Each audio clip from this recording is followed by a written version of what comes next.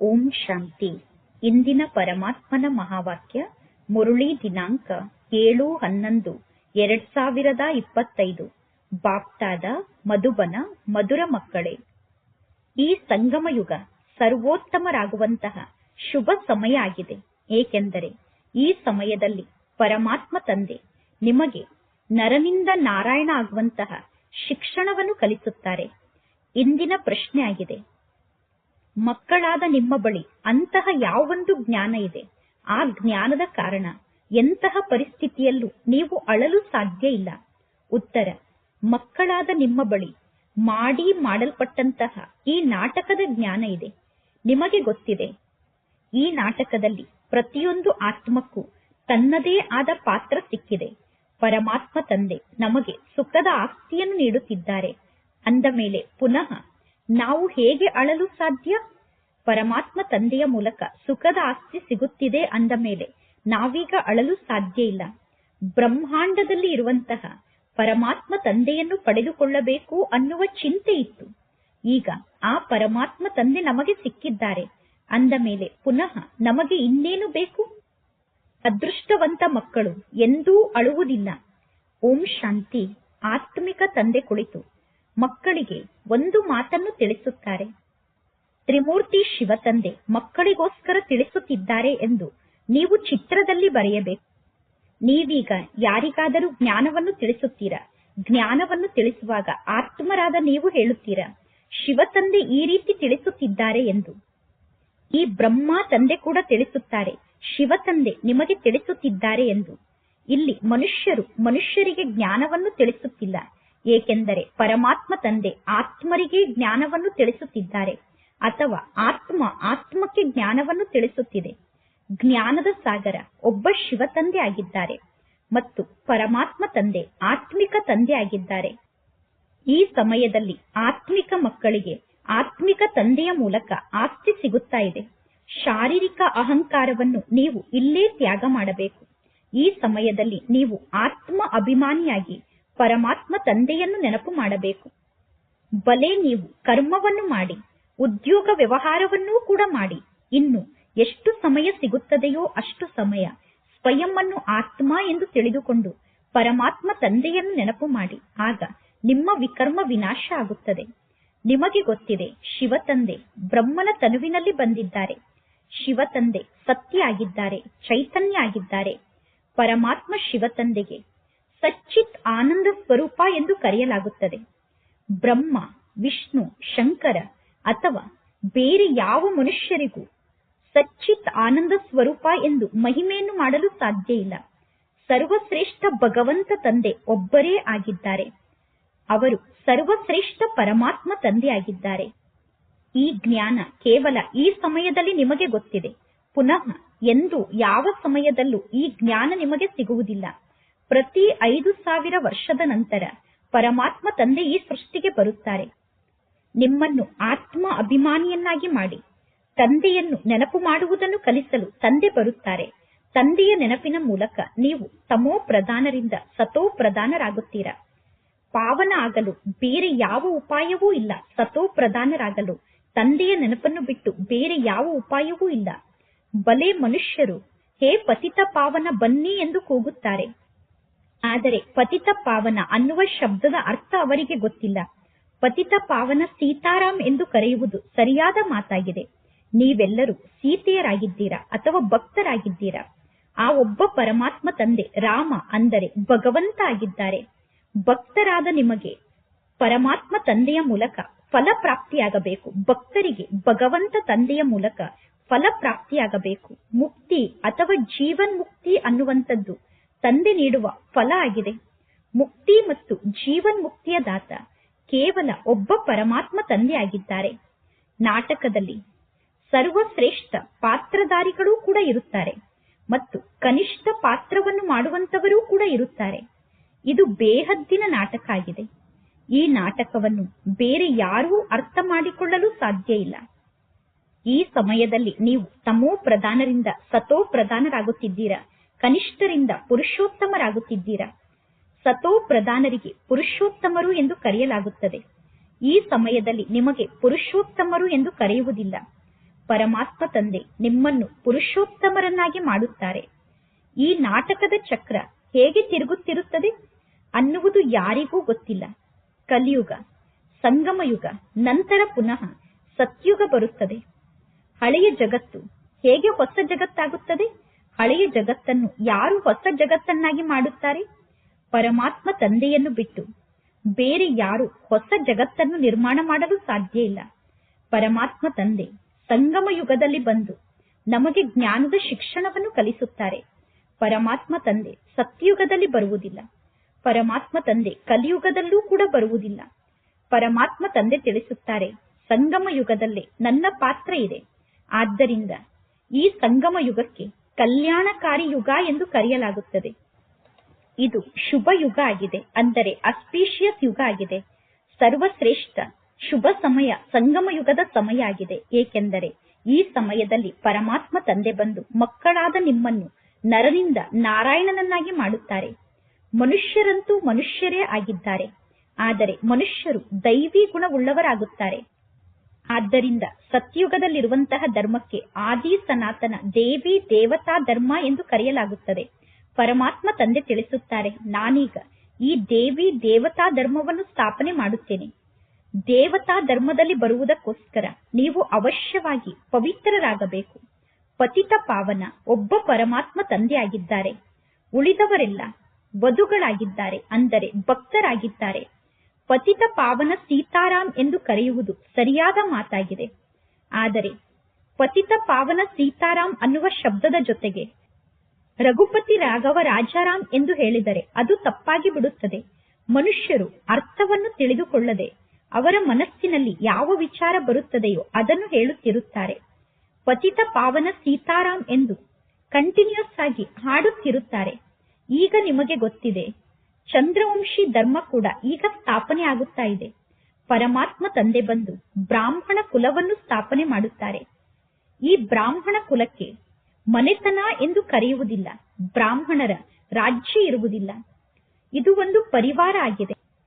ಪಾಂಡವರ ಬಳಿ ಕೂಡ ರಾಜ್ಯ ಇರಲಿಲ್ಲ, ಕೌರವರ ರಾಜ್ಯ ಕೂಡ ಇರಲಿಲ್ಲ. ಯಾರೆಲ್ಲ ಭಗವದ್ಗೀತೆಯನ್ನು ಓದಿದ್ದಾರೋ ಅವರು ಈ ಎಲ್ಲಾ ಜ್ಞಾನದ ಮಾತನ್ನು ಬೇಗ ಅರ್ಥ ಮಾಡಿಕೊಳ್ಳುತ್ತಾರೆ. ಯಾರು ಭಗವದ್ಗೀತೆಯನ್ನು ಓದಿದ್ದಾರೋ ಈ ಎಲ್ಲಾ ಜ್ಞಾನದ ಮಾತು ಅವರಿಗೆ ಬೇಗ ಅರ್ಥ ಆಗುತ್ತದೆ. ಇದು ಅದೇ ಭಗವದ್ಗೀತೆಯಾಗಿದೆ. ಇಲ್ಲಿ ಆ ಗೀತಾ ಜ್ಞಾನವನ್ನು ಯಾರು ತಿಳಿಸುತ್ತಿದ್ದಾರೆ? ಭಗವಂತ ತಂದೆ ಗೀತಾ ಜ್ಞಾನವನ್ನು ತಿಳಿಸುತ್ತಿದ್ದಾರೆ. ಮಕ್ಕಳಾದ ನೀವು ಮೊಟ್ಟ ಮೊದಲು ಗೀತೆಯ ಭಗವಂತ ಯಾರಾಗಿದ್ದಾರೆ ಅನ್ನುವುದನ್ನು ತಿಳಿಸಬೇಕು. ಜಗತ್ತಿನ ಜನ ಹೇಳುತ್ತಾರೆ, ಗೀತೆಯ ಭಗವಂತ ಶ್ರೀಕೃಷ್ಣ ಆಗಿದ್ದಾರೆ. ಗೀತೆಯಲ್ಲಿ ಶ್ರೀಕೃಷ್ಣ ಭಗವಾನ್ ವಾಚಿದೆ ಎಂದು. ಶ್ರೀಕೃಷ್ಣ ಅಂತೂ ಸತ್ಯಯುಗದಲ್ಲಿ ಇರುತ್ತಾರೆ. ಶ್ರೀಕೃಷ್ಣನ ತನುವಿನಲ್ಲಿ ಯಾವ ಆತ್ಮ ಇದೆಯೋ ಆ ಆತ್ಮ ಅಂತೂ ಅವಿನಾಶಿಯಾಗಿದೆ. ಶರೀರದ ಹೆಸರು ಬದಲಾಗುತ್ತಿರುತ್ತದೆ, ಆತ್ಮದ ಹೆಸರು ಎಂದೂ ಬದಲಾಗುವುದಿಲ್ಲ. ಶ್ರೀಕೃಷ್ಣನ ಆತ್ಮ ಶ್ರೀಕೃಷ್ಣನ ಶರೀರದಲ್ಲಿ ಸತ್ಯಯುಗದಲ್ಲಿ ಮಾತ್ರ ಇರುತ್ತಾರೆ. ನಂಬರ್ 1 ನಲ್ಲಿ ಶ್ರೀಕೃಷ್ಣ ಬರುತ್ತಾರೆ. ಸತ್ಯಯುಗದಲ್ಲಿ ಶ್ರೀಕೃಷ್ಣ ನಂಬರ್ 1 ನಲ್ಲಿ ಇರುತ್ತಾರೆ. ಮೊದಲು ನಂಬರ್ 1 ಲಕ್ಷ್ಮೀ ನಾರಾಯಣರು ಇರುತ್ತಾರೆ, ನಂತರ ಸೆಕೆಂಡ್ ನಂಬರ್ನ ಲಕ್ಷ್ಮೀ ನಾರಾಯಣರು, ನಂತರ ಥರ್ಡ್ ನಂಬರ್ನ ಲಕ್ಷ್ಮೀ ನಾರಾಯಣರು. ಅಂದ ಮೇಲೆ ಸೆಕೆಂಡ್ ನಂಬರ್ ಅಥವಾ ಥರ್ಡ್ ನಂಬರ್ನಲ್ಲಿ ಬರುವಂತಹ ಲಕ್ಷ್ಮೀ ನಾರಾಯಣರ ಮಾರ್ಕ್ಸ್ ಕಡಿಮೆ ಆಗಿರಬೇಕು ತಾನೆ. ಈಗ ಮಾಲೆ ತಯಾರಾಗುತ್ತಿದೆ. ಪರಮಾತ್ಮ ತಂದೆ ತಿಳಿಸಿದ್ದಾರೆ, ರುಂಡ ಮಾಲೆ ಕೂಡ ಇರುತ್ತದೆ, ರುದ್ರ ಮಾಲೆ ಕೂಡ ಇರುತ್ತದೆ. ವಿಷ್ಣುವಿನ ಕೊರಳಿನಲ್ಲಿ ರುಂಡ ಮಾಲೆಯನ್ನು ತೋರಿಸುತ್ತಾರೆ. ಮಕ್ಕಳಾದ ನೀವು ನಂಬರ್ ವಾರಾಗಿ ವಿಷ್ಣುಪುರಿಗೆ ಮಾಲೀಕರಾಗುತ್ತೀರಾ. ಅಂದ ಮೇಲೆ ವಿಷ್ಣುವಿನ ಕೊರಳಿನ ಹಾರ ನೀವೀಗ ಆಗುತ್ತೀರಾ. ಮೊಟ್ಟ ಮೊದಲು ನೀವು ಶಿವ ತಂದೆಯ ಕೊರಳಿನ ಹಾರದ ಮಣಿ ಆಗುತ್ತೀರಾ. ಅದಕ್ಕೆ ರುದ್ರ ಮಾಲೆ ಎಂದು ಕರೆಯಲಾಗುತ್ತದೆ. ಆ ರುದ್ರ ಮಾಲೆಯನ್ನು ಜಪ ಮಾಡುತ್ತಾರೆ. ಎಂದು ಮಾಲೆಯ ಪೂಜೆಯನ್ನು ಮಾಡುವುದಿಲ್ಲ, ಮಾಲೆಯ ಸ್ಮರಣೆಯನ್ನು ಮಾಡುತ್ತಾರೆ. ಯಾರು ವಿಷ್ಣುಪುರಿಯ ರಾಜ್ಯದಲ್ಲಿ ನಂಬರ್ ವಾರಾಗಿ ಬರುತ್ತಾರೋ ಅವರೇ ಮಾಲೆಯ ಮಣಿ ಆಗುತ್ತಾರೆ. ಮಾಲೆಯಲ್ಲಿ ಮೊಟ್ಟ ಮೊದಲು ಹೂವಿರುತ್ತದೆ, ನಂತರ 2 ದೊಡ್ಡ ಮಣಿಗಳಿರುತ್ತದೆ. ಹೂ ಅಂದರೆ ಶಿವತಂದೆ ಆಗಿದ್ದಾರೆ. 2 ದೊಡ್ಡ ಮಣಿಗಳು ಅಂದರೆ ಯುಗಲ್ ಮಣಿಗಳು, ಅಂದರೆ ಬ್ರಹ್ಮ ಸರಸ್ವತಿ ಆಗಿದ್ದಾರೆ. ಇದು ಪ್ರವೃತ್ತಿ ಮಾರ್ಗ ಆಗಿದೆ. ಬ್ರಹ್ಮ, ಸರಸ್ವತಿ ಮತ್ತು ಮಕ್ಕಳಾದ ನಿಮ್ಮ ಮೂಲಕ ಪ್ರವೃತ್ತಿ ಮಾರ್ಗ ಪ್ರಾರಂಭ ಆಗುತ್ತದೆ. ಇವರೇ ನಂತರ ದೇವತೆಗಳಾಗುತ್ತಾರೆ. ಲಕ್ಷ್ಮೀ ನಾರಾಯಣರು ಫಸ್ಟ್ ನಂಬರ್ನಲ್ಲಿ ಇದ್ದಾರೆ. ಮಾಲೆಯಲ್ಲಿ ಮೇಲೆ ಹೂವಾದಂತಹ ಶಿವತಂದೆ ಇದ್ದಾರೆ. ಮಾಲೆಯನ್ನು ಜಪ ಮಾಡುತ್ತಾ ಯಾವಾಗ ಅಂತ್ಯದಲ್ಲಿ ಹೂವು ಬರುತ್ತದೆಯೋ ಆ ಹೂವಿಗೆ ನಮಸ್ಕಾರವನ್ನು ಮಾಡುತ್ತಾರೆ. ಶಿವತಂದೆ ಹೂವಾಗಿದ್ದಾರೆ ಅಂದ ಮೇಲೆ ಶಿವತಂದೆ ಎಂದೂ ಪುನರ್ಜನ್ಮವನ್ನು ಪಡೆದುಕೊಳ್ಳುವುದಿಲ್ಲ. ಶಿವತಂದೆ ಬ್ರಹ್ಮನ ತನುವಿನಲ್ಲಿ ಪ್ರವೇಶವನ್ನು ಮಾಡುತ್ತಾರೆ. ಶಿವತಂದೆ ನಿಮಗೂ ಕೂಡ ಜ್ಞಾನವನ್ನು ತಿಳಿಸುತ್ತಾರೆ. ಬ್ರಹ್ಮನ ತನುವಿನಲ್ಲಿ ಬ್ರಹ್ಮನ ಆತ್ಮ ಕೂಡ ಇದೆ. ಬ್ರಹ್ಮ ತಂದೆಯ ಆತ್ಮ ಕೂಡ ತಮ್ಮ ಶರೀರದ ನಿರ್ವಹಣೆಯನ್ನು ಮಾಡಿಕೊಳ್ಳುತ್ತದೆ. ಶಿವತಂದೆಯ ಕೆಲಸ ಆಗಿದೆ ಜ್ಞಾನವನ್ನು ನೀಡುವುದು. ಹೇಗೆ ಯಾರದ್ದಾದರೂ ಪತ್ನಿ ಸತ್ತಾಗ ಅಥವಾ ಯಾರದ್ದಾದರೂ ತಂದೆ ಸತ್ತಾಗ ಅವರ ಆತ್ಮವನ್ನು ಬ್ರಾಹ್ಮಣರ ತನುವಿನಲ್ಲಿ ಕರೆಸುತ್ತಾರೆ. ಹಿಂದಿನ ಕಾಲದಲ್ಲಿ ಆ ಆತ್ಮರು ಬರುತ್ತಿದ್ದರು. ವರ್ತಮಾನ ಸಮಯದಲ್ಲಿ ಆ ಆತ್ಮರೇನು ಪುನರ್ಜನ್ಮವನ್ನು ಪಡೆದುಕೊಂಡಿದ್ದಾರೋ ಆ ಹೊಸ ಶರೀರವನ್ನು ಬಿಟ್ಟು ಪುನಃ ಬ್ರಾಹ್ಮಣರ ತನುವಿನಲ್ಲಿ ಆ ಆತ್ಮರು ಬರುವುದಿಲ್ಲ. ನಾಟಕದಲ್ಲಿ ಮೊದಲೇ ಈ ರೀತಿ ಫಿಕ್ಸ್ ಆಗಿದೆ. ಇದೆಲ್ಲ ಭಕ್ತಿ ಮಾರ್ಗ ಆಗಿದೆ. ಆತ್ಮ ಅಂತೂ ಹೊರಟು ಹೋಯಿತು ತಾನೆ. ಶರೀರವನ್ನು ತ್ಯಾಗ ಮಾಡಿ ಹೋದಂತಹ ಆತ್ಮ ಹೋಗಿ ಇನ್ನೊಂದು ಶರೀರವನ್ನು ಧಾರಣೆ ಮಾಡಿಕೊಳ್ಳುತ್ತದೆ. ಈಗ ಮಕ್ಕಳಾದ ನಿಮಗೆ ಸಂಪೂರ್ಣ ಜ್ಞಾನ ಪ್ರಾಪ್ತಿಯಾಗುತ್ತಾ ಇದೆ. ಆದ್ದರಿಂದ ಯಾರಾದರೂ ಸತ್ತರೂ ಕೂಡ ನೀವು ಸತ್ತಂತಹ ವ್ಯಕ್ತಿಯ ಬಗ್ಗೆ ಚಿಂತೆಯನ್ನು ಮಾಡಬಾರದು. ನಿಮ್ಮ ತಾಯಿಯೇ ಸತ್ತರೂ ಕೂಡ ಹಲ್ವಾ ತಿನ್ನಬೇಕು. ತಾಯಿಯೇ ಸತ್ತರೂ ಕೂಡ ಹಲ್ವಾ ತಿನ್ನಂತೆ ಇರಬೇಕು ಅಂದರೆ ಬಹಳಷ್ಟು ಶಾಂತವಾಗಿ ಇರಬೇಕು. ಹೇಗೆ ಶಾಂತಾ ಸಹೋದರಿ ತಮ್ಮ ತಾಯಿ ಸತ್ತರೂ ಕೂಡ ಅಲ್ಲಿಗೆ ಹೋಗಿ ನೀವೆಲ್ಲರೂ ಏಕೆ ಅಳುತ್ತಿದ್ದೀರಾ ಎಂದು ಎಲ್ಲರಿಗೂ ಜ್ಞಾನವನ್ನು ತಿಳಿಸಿದರು. ಅವರು ಅಳಲಿಲ್ಲ. ಏಕೆಂದರೆ ಅವರು ತಿಳಿಸಿದರು, ನಮ್ಮ ತಾಯಿಯ ಆತ್ಮ ಹೋಗಿ ಇನ್ನೊಂದು ಶರೀರವನ್ನು ಧಾರಣೆ ಮಾಡಿಕೊಂಡಿದೆ. ನಾವು ಅತ್ತ ತಕ್ಷಣ ನಮ್ಮ ತಾಯಿಯನ್ನು ವಾಪಸ್ ಬರುವುದಿಲ್ಲ. ಭಾಗ್ಯಶಾಲಿಗಳು ಎಂದೂ ಅಳುವುದಿಲ್ಲ. ಆದ್ದರಿಂದ ಶಾಂತಾ ಸೋದರಿ ಈ ರೀತಿ ಜ್ಞಾನವನ್ನು ತಿಳಿಸಿ ಎಲ್ಲರೂ ಅಳುವುದನ್ನು ನಿಲ್ಲಿಸುವಂತೆ ಮಾಡಿದರು. ಎಲ್ಲರೂ ಅಳುವುದನ್ನು ನಿಲ್ಲಿಸುವಂತೆ ಮಾಡುವುದಕ್ಕೋಸ್ಕರ ಎಲ್ಲರಿಗೂ ಈ ರೀತಿ ಜ್ಞಾನವನ್ನು ತಿಳಿಸಲು ಶಾಂತಾ ಸಹೋದರಿ ಪ್ರಾರಂಭ ಮಾಡಿದರು. ಅನೇಕ ಮಕ್ಕಳು ಸತ್ತಂತಹ ಸ್ಥಾನಕ್ಕೆ ಹೋಗಿ ಈ ರೀತಿ ಜ್ಞಾನವನ್ನು ತಿಳಿಸುತ್ತಾರೆ. ಈಗ ಅಳುವುದನ್ನು ನಿಲ್ಲಿಸಿ ಎಂದು ಹೇಳುತ್ತಾರೆ. ಅಸತ್ಯ ಬ್ರಾಹ್ಮಣರನ್ನು ಕರೆಸಿ ಅವರಿಗೆ ಊಟವನ್ನು ಮಾಡಿಸಬೇಡಿ ಎಂದು ಹೇಳುತ್ತಾರೆ. ನಾವು ಸತ್ಯ ಬ್ರಾಹ್ಮಣರನ್ನು ಕರೆದುಕೊಂಡು ಬರುತ್ತೇವೆ ಎಂದು ಹೇಳುತ್ತಾರೆ. ಪುನಃ ಸತ್ಯ ಬ್ರಾಹ್ಮಣರು ಬಂದು ಅಲ್ಲಿ ಜ್ಞಾನವನ್ನು ಹೇಳಲು ಪ್ರಾರಂಭ ಮಾಡಿದಾಗ ಎಲ್ಲರೂ ಜ್ಞಾನವನ್ನು ಕೇಳಲು ಪ್ರಾರಂಭ ಮಾಡುತ್ತಾರೆ. ನೀವು ಹೇಳುವ ಜ್ಞಾನದ ಮಾತನ್ನು ಕೇಳಿ ಇವರು ಸರಿಯಾಗಿ ಹೇಳುತ್ತಿದ್ದಾರೆ ಎಂದು ತಿಳಿದುಕೊಳ್ಳುತ್ತಾರೆ. ಜ್ಞಾನವನ್ನು ಕೇಳುತ್ತಾ ಕೇಳುತ್ತಾ ಶಾಂತ ಆಗಿ ಬಿಡುತ್ತಾರೆ. ಯಾರ ಮನೆಯಲ್ಲಾದರೂ ಯಾರಾದರೂ ಸತ್ತರೆ ಆ ಮನೆಯಲ್ಲಿ 7 ದಿನ ಭಾಗವತದ ಕಥೆಯನ್ನು ಓದುತ್ತಾರೆ. ಆದರೂ ಕೂಡ ಮನುಷ್ಯರ ದುಃಖ ದೂರ ಆಗುವುದಿಲ್ಲ. ಈಗ ಮಕ್ಕಳಾದ ನೀವು ಸರ್ವರ ದುಃಖವನ್ನು ದೂರ ಮಾಡುತ್ತೀರಾ. ನಿಮಗೆ ಗೊತ್ತಿದೆ ಇಲ್ಲಿ ನಾವು ಅಳುವಂತಹ ಅವಶ್ಯಕತೆ ಇಲ್ಲ. ಇದು ಮಾಡಲ್ಪಟ್ಟಂತಹ ನಾಟಕ ಆಗಿದೆ. ಪ್ರತಿಯೊಬ್ಬರು ತಮ್ಮ ಪಾತ್ರವನ್ನು ಅಭಿನಯ ಮಾಡಲೇಬೇಕು. ಅಂದ ಮೇಲೆ ಎಂತಹ ಪರಿಸ್ಥಿತಿಯಲ್ಲೂ ನಾವು ಅಳಬಾರದು. ಬೇಹದ್ದಿನ ತಂದೆ ನಮಗೆ ಸಿಕ್ಕಿದ್ದಾರೆ. ಬೇಹದ್ದಿನ ಶಿಕ್ಷಕ ಸಿಕ್ಕಿದ್ದಾರೆ. ಬೇಹದ್ದಿನ ಗುರು ಸಿಕ್ಕಿದ್ದಾರೆ. ಆ ತಂದೆ ಶಿಕ್ಷಕ ಸದ್ಗುರುವನ್ನು ಪಡೆದುಕೊಳ್ಳುವುದಕ್ಕೋಸ್ಕರ ನೀವು ಎಷ್ಟೊಂದು ಪೆಟ್ಟನ್ನು ತಿನ್ನುತ್ತಿದ್ದೀರಿ. ಬ್ರಹ್ಮಾಂಡದಲ್ಲಿ ಇರುವಂತಹ ಪರಮಾತ್ಮ ತಂದೆ ಈಗ ನಮಗೆ ಸಿಕ್ಕಿದ್ದಾರೆ. ಅಂದ ಮೇಲೆ ನಮಗೆ ಇನ್ನೇನು ಬೇಕು? ಪರಮಾತ್ಮ ತಂದೆ ಸುಖದ ಆಸ್ತಿಯನ್ನು ನೀಡುತ್ತಾರೆ. ನೀವು ತಂದೆಯನ್ನು ಮರೆಯುತ್ತೀರಾ. ತಂದೆಯನ್ನು ಮರೆತಾಗ ನೀವು ಅಳಬೇಕಾಗುತ್ತದೆ. ನೀವು ತಂದೆಯನ್ನು ನೆನಪು ಮಾಡುತ್ತಿದ್ದರೆ ನಿಮಗೆ ಖುಷಿ ಇರುತ್ತದೆ. ಅಹೋ, ನಾನು ವಿಶ್ವಕ್ಕೆ ಮಾಲೀಕ ಆಗುತ್ತೇನೆ ಅನ್ನುವ ಖುಷಿ ನಿಮಗೆ ಇರುತ್ತದೆ. ನಂತರ ಪುನಃ 21 ಪೀಳಿಗೆಯವರೆಗೂ ಎಂದೂ ನೀವು ಅಳುವುದಿಲ್ಲ. 21 ಪೀಳಿಗೆ ಅಂದರೆ ಸತ್ಯುಗದಲ್ಲಿ ವೃದ್ಧಾಪ್ಯದವರೆಗೂ ಎಂದೂ ಅಕಾಲ ಮೃತ್ಯು ಬರುವುದಿಲ್ಲ. ಅಂದ ಮೇಲೆ ಆಂತರ್ಯದಲ್ಲಿ ನಿಮಗೆ ಎಷ್ಟೊಂದು ಗುಪ್ತ ಖುಷಿ ಇರಬೇಕು. ನಿಮಗೆ ಗೊತ್ತಿದೆ ನಾವೀಗ ಮಾಯೆಯ ಮೇಲೆ ವಿಜಯವನ್ನು ಪಡೆದುಕೊಂಡು ಜಗಜ್ಜೀತರಾಗುತ್ತೇವೆ. ಇಲ್ಲಿ ಆಯುಧ ಮುಂತಾದದ್ದರ ಮಾತಿಲ್ಲ. ನೀವು ಶಿವಶಕ್ತಿಯರಾಗಿದ್ದೀರಾ. ನಿಮ್ಮ ಬಳಿ ಜ್ಞಾನದ ಖಡ್ಗ ಇದೆ, ಜ್ಞಾನದ ಬಾಣ ಇದೆ, ಜ್ಞಾನದ ಕಟಾರಿ ಇದೆ. ಭಕ್ತಿ ಮಾರ್ಗದಲ್ಲಿ ಪುನಃ ಅವರು ದೇವಿಯರ ಕೈಯಲ್ಲಿ ಸ್ಥೂಲ ಬಾಣ, ಸ್ಥೂಲ ಖಡ್ಗವನ್ನು ಕೊಟ್ಟು ಬಿಟ್ಟಿದ್ದಾರೆ. ಪರಮಾತ್ಮ ತಂದೆ ತಿಳಿಸುತ್ತಾರೆ, ಜ್ಞಾನದ ಖಡ್ಗದ ಮೂಲಕ ವಿಕಾರದ ಮೇಲೆ ವಿಜಯವನ್ನು ಪಡೆದುಕೊಳ್ಳಬೇಕು. ಇನ್ನು ದೇವಿಯರು ಯಾವುದೇ ಪ್ರಕಾರದ ಹಿಂಸೆಯನ್ನು ಮಾಡುವುದಿಲ್ಲ. ಇದೆಲ್ಲ ಭಕ್ತಿ ಮಾರ್ಗ ಆಗಿದೆ. ಸಾಧು ಸಂತರು ಮುಂತಾದವರು ನಿವೃತ್ತಿ ಮಾರ್ಗದವರಾಗಿದ್ದಾರೆ. ಅವರು ಪ್ರವೃತ್ತಿ ಮಾರ್ಗಕ್ಕೆ ಮಾನ್ಯತೆಯನ್ನು ನೀಡುವುದಿಲ್ಲ. ನೀವು ಸನ್ಯಾಸವನ್ನು ಸ್ವೀಕಾರ ಮಾಡುತ್ತೀರಾ. ನೀವೀಗ ಸಂಪೂರ್ಣ ಹಳೆಯ ಜಗತ್ತಿನ ಸನ್ಯಾಸವನ್ನು ಮಾಡುತ್ತೀರಾ ಮತ್ತು ಹಳೆಯ ಶರೀರದ ಸನ್ಯಾಸವನ್ನು ಸ್ವೀಕಾರ ಮಾಡುತ್ತೀರಾ. ನೀವೀಗ ಪರಮಾತ್ಮ ತಂದೆಯನ್ನು ನೆನಪು ಮಾಡಿದರೆ ನಿಮ್ಮ ಆತ್ಮ ಪವಿತ್ರ ಆಗುತ್ತದೆ. ಆತ್ಮ ಪವಿತ್ರ ಆದಾಗ ನೀವು ನಿಮ್ಮ ಜೊತೆಗೆ ಜ್ಞಾನದ ಸಂಸ್ಕಾರವನ್ನು ತೆಗೆದುಕೊಂಡು ಹೋಗುತ್ತೀರಾ. ಆ ಜ್ಞಾನದ ಸಂಸ್ಕಾರಕ್ಕನುಸಾರವಾಗಿ ಹೊಸ ಜಗತ್ತಿನಲ್ಲಿ ನೀವು ಜನ್ಮವನ್ನು ಪಡೆದುಕೊಳ್ಳುತ್ತೀರಾ. ಒಂದು ವೇಳೆ ಸಂಗಮ ಯುಗದಲ್ಲಿ ಜ್ಞಾನಿಗಳಾಗಿ ಯಾರಾದರೂ ಪುನಃ ಶರೀರವನ್ನು ತ್ಯಾಗ ಮಾಡಿ ಇಲ್ಲೇ ಪುನರ್ಜನ್ಮವನ್ನು ಪಡೆದುಕೊಂಡರೂ ಕೂಡ ಒಳ್ಳೆಯ ಮನೆಯಲ್ಲಿ ಅವರು ಪುನರ್ಜನ್ಮವನ್ನು ಪಡೆದುಕೊಳ್ಳುತ್ತಾರೆ, ಅಥವಾ ರಾಜರ ಬಳಿ ಪುನರ್ಜನ್ಮವನ್ನು ಪಡೆದುಕೊಳ್ಳುತ್ತಾರೆ, ಅಥವಾ ಧಾರ್ಮಿಕ ವ್ಯಕ್ತಿಗಳ ಮನೆಯಲ್ಲಿ ಪುನರ್ಜನ್ಮವನ್ನು ತೆಗೆದುಕೊಳ್ಳುತ್ತಾರೆ. ಅವರು ಜನ್ಮವನ್ನು ಪಡೆದುಕೊಳ್ಳುವಾಗ ಈ ಜ್ಞಾನದ ಸಂಸ್ಕಾರವನ್ನು ಕೂಡ ಜೊತೆಗೆ ತೆಗೆದುಕೊಂಡು ಹೋಗುತ್ತಾರೆ. ಆದ್ದರಿಂದ ಜ್ಞಾನಿ ಮಕ್ಕಳು ಪುನರ್ಜನ್ಮವನ್ನು ಪಡೆದುಕೊಂಡಾಗ ಅವರು ಎಲ್ಲರಿಗೂ ಪ್ರಿಯ ಆಗಿರುತ್ತಾರೆ. ಮನೆಯಲ್ಲಿ ಇರುವವರೆಲ್ಲರೂ ಹೇಳುತ್ತಾರೆ, ಇವರು ದೇವಿಯಾಗಿದ್ದಾರೆ ಎಂದು. ಶ್ರೀಕೃಷ್ಣನಿಗೆ ಎಷ್ಟೊಂದು ಮಹಿಮೆಯನ್ನು ಮಾಡುತ್ತಾರೆ. ಶ್ರೀಕೃಷ್ಣನ ಬಾಲ್ಯದ ದಿನವನ್ನು ತೋರಿಸುತ್ತಾರೆ. ಬೆಣ್ಣೆಯನ್ನು ಕದ್ದ, ಮಡಿಕೆಯನ್ನು ಒಡೆದ, ಈ ರೀತಿ ಮಾಡಿದ, ಆ ರೀತಿ ಮಾಡಿದ ಎಂದು ಶ್ರೀಕೃಷ್ಣನಿಗೆ ಎಷ್ಟೊಂದು ಕಳಂಕವನ್ನು ಹೊರಿಸಿದ್ದಾರೆ. ಒಳ್ಳೆಯದು. ಪುನಃ ಶ್ರೀಕೃಷ್ಣನನ್ನು ಏಕೆ ಕಪ್ಪು ರೂಪದಲ್ಲಿ ತೋರಿಸಿದ್ದಾರೆ? ಸತ್ಯುಗದಲ್ಲಿ ಶ್ರೀಕೃಷ್ಣ ಅಂತೂ ಸುಂದರ ಆಗಿರಬೇಕು ತಾನೆ. ನಂತರ ಶರೀರ ಬದಲಾಗುತ್ತಾ ಹೋಗುತ್ತದೆ. ಶರೀರ ಬದಲಾದಾಗ ಹೆಸರು ಕೂಡ ಬದಲಾಗುತ್ತದೆ. ಶ್ರೀಕೃಷ್ಣ ಸತ್ಯುಗದ ಮೊದಲನೇ ರಾಜಕುಮಾರ ಆಗಿದ್ದರು.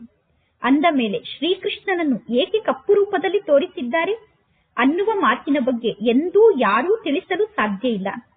ಸತ್ಯುಗದಲ್ಲಿ ಶ್ರೀಕೃಷ್ಣ ಕಪ್ಪಾಗಲು ಸರ್ಪ ಇರುವುದೇ ಇಲ್ಲ. ಸತ್ಯುಗದಲ್ಲಿ ಶ್ರೀಕೃಷ್ಣನನ್ನು ಶ್ಯಾಮಕೃಷ್ಣನನ್ನಾಗಿ ಮಾಡಲು ಅಲ್ಲಿ ಸರ್ಪ ಇರುವುದೇ ಇಲ್ಲ. ಈ ಕಲಿಯುಗದಲ್ಲಿ ಯಾವಾಗ ವಿಕಾರ ಅನ್ನುವಂತಹ ವಿಷ ಜಾಸ್ತಿ ಆಗುತ್ತದೆಯೋ ಆಗ ಕಪ್ಪಾಗುತ್ತಾರೆ.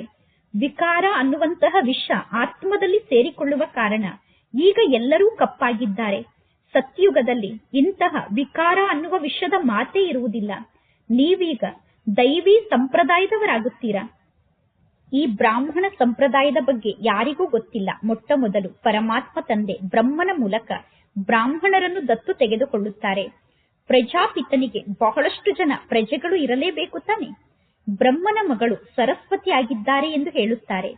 ಸರಸ್ವತಿ ಬ್ರಹ್ಮನ ಪತ್ನಿಯಲ್ಲ. ಸರಸ್ವತಿ ಬ್ರಹ್ಮನಿಗೆ ಮಗಳಾಗಿದ್ದಾರೆ ಅನ್ನುವುದೂ ಕೂಡ ಯಾರಿಗೂ ಗೊತ್ತಿಲ್ಲ. ಪ್ರಜಾಪಿತ ಬ್ರಹ್ಮ ಇದ್ದಾರೆ ಅಂದ ಮೇಲೆ ಬ್ರಹ್ಮನ ಎಲ್ಲಾ ಮಕ್ಕಳು ಮುಖವಂಶಾವಳಿಗಳೇ ಆಗಿದ್ದಾರೆ. ಇಲ್ಲಿ ಬ್ರಹ್ಮನ ಪತ್ನಿಯ ಮಾತೇ ಇಲ್ಲ. ಪರಮಾತ್ಮ ಶಿವ ತಂದೆ ಬ್ರಹ್ಮನ ತನುವಿನಲ್ಲಿ ಪ್ರವೇಶವನ್ನು ಮಾಡಿ ಹೇಳುತ್ತಾರೆ, ನೀವೆಲ್ಲರೂ ನನಗೆ ಮಕ್ಕಳಾಗಿದ್ದೀರಾ. ನಾನು ಇವರಿಗೆ ಬ್ರಹ್ಮ ಎಂದು ಹೆಸರನ್ನು ಇಟ್ಟಿದ್ದೇನೆ. ಅಂದ ಮೇಲೆ ಎಷ್ಟೆಲ್ಲಾ ಜನ ಇಲ್ಲಿ ಬ್ರಹ್ಮ ತಂದೆಗೆ ಮಕ್ಕಳಾಗುತ್ತಾರೋ ಅವರೆಲ್ಲರ ಹೆಸರನ್ನು ತಂದೆ ಚೇಂಜ್ ಮಾಡಿದರು. ಈಗ ಮಕ್ಕಳಾದ ನೀವು ಮಾಯೆಯ ಮೇಲೆ ವಿಜಯವನ್ನು ಪಡೆದುಕೊಳ್ಳುತ್ತೀರಾ. ಆದ್ದರಿಂದ ಇದಕ್ಕೆ ಸೋಲು ಮತ್ತು ಗೆಲುವಿನ ಆಟ ಎಂದು ಕರೆಯಲಾಗುತ್ತದೆ. ಪರಮಾತ್ಮ ತಂದೆ ಎಷ್ಟು ಕಡಿಮೆ ರೇಟಿನ ವ್ಯಾಪಾರವನ್ನು ಮಾಡಿಸುತ್ತಿದ್ದಾರೆ. ಆದರೂ ಕೂಡ ಪುನಃ ಮಾಯೆ ಮಕ್ಕಳನ್ನು ಸೋಲಿಸಿ ಬಿಡುತ್ತದೆ. ಮಾಯೆಗೆ ಸೋತಾಗ ಮಕ್ಕಳು ಜ್ಞಾನ ಮಾರ್ಗವನ್ನೇ ಬಿಟ್ಟು ಓಡಿ ಹೋಗುತ್ತಾರೆ. ಪಂಚವಿಕಾರ ಅನ್ನುವ ಮಾಯೆ ಮಕ್ಕಳನ್ನು ಸೋಲಿಸುತ್ತದೆ. ಯಾರಲ್ಲಿ ಪಂಚವಿಕಾರ ಇದೆಯೋ ಅವರಿಗೆ ಅಸುರಿ ಸಂಪ್ರದಾಯದವರು ಎಂದು ಕರೆಯಲಾಗುತ್ತದೆ. ಮಂದಿರಕ್ಕೆ ಹೋಗಿ ದೇವಿಯರ ಸಮ್ಮುಖದಲ್ಲಿ ಮಹಿಮೆಯನ್ನು ಮಾಡುತ್ತಾರೆ, ನೀವು ಸರ್ವಗುಣ ಸಂಪನ್ನರಾಗಿದ್ದೀರಾ ಎಂದು. ಇಲ್ಲಿ ತಂದೆ ಮಕ್ಕಳಿಗೆ ತಿಳಿಸುತ್ತಾರೆ, ನೀವೇ ಪೂಜ್ಯ ದೇವತೆಗಳಾಗಿದ್ದೀರಿ. ನಂತರ 63 ಜನ್ಮವನ್ನು ಪಡೆದುಕೊಂಡು ನೀವು ಪೂಜಾರಿ ಆಗಿದ್ದೀರಾ. ಈಗ ಪುನಃ ನೀವು ಪೂಜ್ಯರಾಗುತ್ತೀರಾ. ಪರಮಾತ್ಮ ತಂದೆ ನಮ್ಮನ್ನು ಪೂಜ್ಯರನ್ನಾಗಿ ಮಾಡುತ್ತಾರೆ. ರಾವಣ ಪೂಜಾರಿಯನ್ನಾಗಿ ಮಾಡುತ್ತಾರೆ. ಈ ಜ್ಞಾನದ ಮಾತು ಯಾವ ಶಾಸ್ತ್ರದಲ್ಲೂ ಇಲ್ಲ. ಪರಮಾತ್ಮ ತಂದೆ ಯಾವ ಶಾಸ್ತ್ರವನ್ನು ಓದಿಲ್ಲ. ಪರಮಾತ್ಮ ತಂದೆ ಜ್ಞಾನದ ಸಾಗರ ಆಗಿದ್ದಾರೆ. ಪರಮಾತ್ಮ ತಂದೆ ಇಡೀ ವಿಶ್ವದಲ್ಲೇ ಸರ್ವಶಕ್ತಿಗಳಿಗೆ ಅಧಿಕಾರಿಯಾಗಿದ್ದಾರೆ. ಸರ್ವಶಕ್ತಿವಂತ ಅಂದರೆ ಪರಮಾತ್ಮ ತಂದೆ ಸರ್ವಶಕ್ತಿಗಳಿಗೆ ಅಧಿಕಾರಿ, ಆಲ್ಮೈಟಿ ಅಥಾರಿಟಿ ಆಗಿದ್ದಾರೆ. ಪರಮಾತ್ಮ ತಂದೆ ತಿಳಿಸುತ್ತಾರೆ, ನಾನು ಎಲ್ಲಾ ವೇದಶಾಸ್ತ್ರದ ಬಗ್ಗೆ ಬಲ್ಲವನಾಗಿದ್ದೇನೆ. ಪರಮಾತ್ಮ ತಂದೆಗೆ ಎಲ್ಲಾ ವೇದಶಾಸ್ತ್ರದ ಬಗ್ಗೆ ಗೊತ್ತಿದೆ. ಈ ಎಲ್ಲಾ ವೇದಶಾಸ್ತ್ರ ಭಕ್ತಿ ಮಾರ್ಗದ ಸಾಮಗ್ರಿ ಆಗಿದೆ. ನನಗೆ ಈ ಎಲ್ಲಾ ಮಾತಿನ ಬಗ್ಗೆ ಗೊತ್ತಿದೆ. ದ್ವಾಪರ ಯುಗದಿಂದ ನೀವು ಪೂಜಾರಿಗಳಾಗುತ್ತೀರಾ. ಸತ್ಯುಗ ಮತ್ತು ತ್ರೇತಾಯುಗದಲ್ಲಿ ಪೂಜೆ ನಡೆಯುವುದಿಲ್ಲ. ಸತ್ಯುಗ ಮತ್ತು ತ್ರೇತಾಯುಗದಲ್ಲಿ ಪೂಜ್ಯ ಮನೆತನ ಇರುತ್ತದೆ.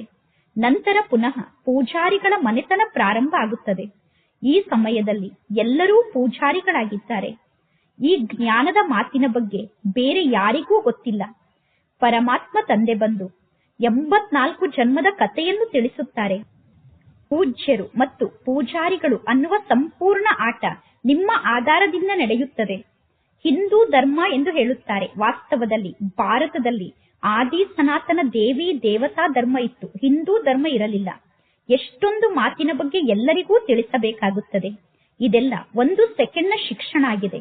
ಆದರೂ ಕೂಡ ಈ ಜ್ಞಾನದ ಶಿಕ್ಷಣವನ್ನು ಕಲಿಯಲು ಎಷ್ಟೊಂದು ಸಮಯ ಬೇಕಾಗುತ್ತದೆ.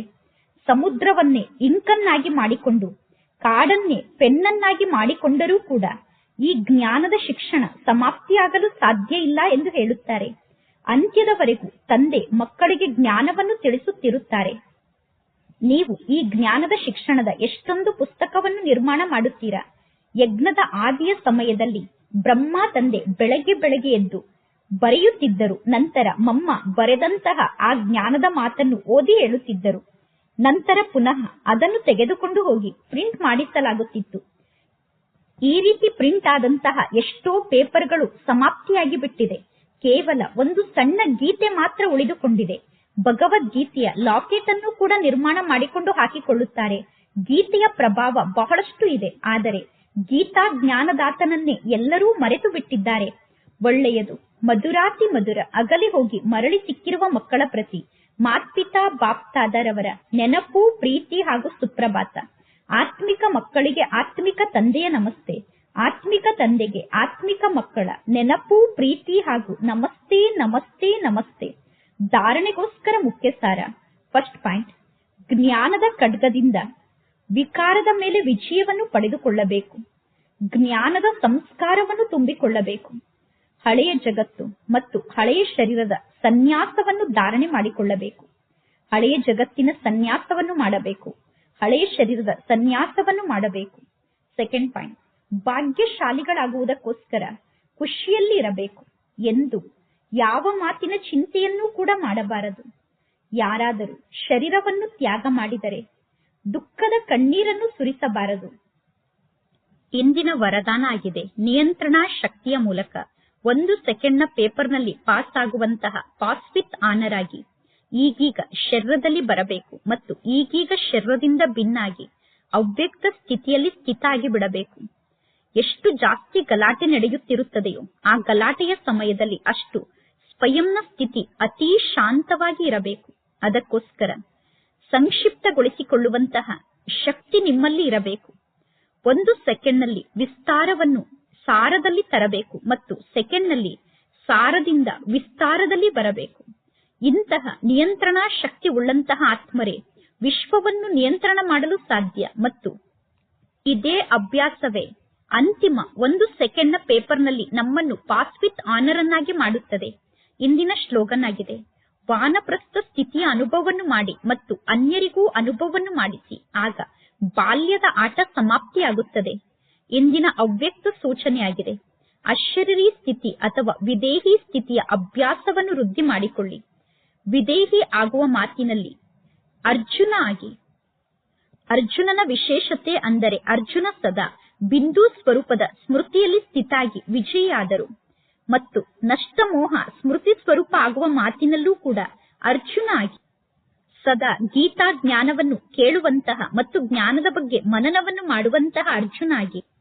ಈಗ ಎಂತಹ ವಿದೇಹಿಗಳಾಗಬೇಕು ಅಂದರೆ ಬದುಕಿರುವಾಗಲೇ ನಾನು ಸತ್ತಿದ್ದೇನೆ ಎಂದು ತಿಳಿದುಕೊಳ್ಳಬೇಕು. ಬದುಕಿರುವಾಗಲೇ ಎಲ್ಲರೂ ಸತ್ತಿದ್ದಾರೆ ಎಂದು ತಿಳಿದುಕೊಳ್ಳಬೇಕು. ಇಂತಹ ಬೇಹದ್ದಿನ ವೈರಾಗ್ಯ ವೃತ್ತಿ ಉಳ್ಳಂತಹ ಅರ್ಜುನರಾಗಿ. ಒಳ್ಳೆಯದು. ಓಂ ಶಾಂತಿ.